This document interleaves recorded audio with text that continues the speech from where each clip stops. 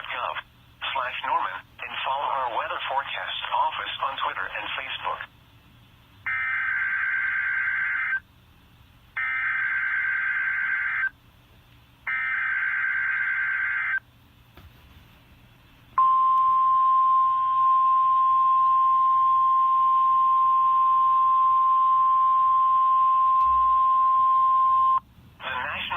Service has issued Tornado Watch number 429, effective until midnight Central Standard Time Saturday.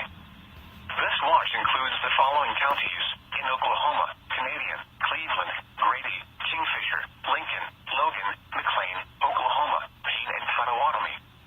Remember, a tornado watch means the conditions are favorable for the development of severe weather, including tornadoes, large hail, and damaging winds in and close to the watch area. While severe weather may not be imminent, persons should remain alert for rapidly changing weather conditions and listen for later statements and possible warnings. Stay tuned to NOAA weather radio, commercial radio and television outlets, or internet sources for the latest severe weather information.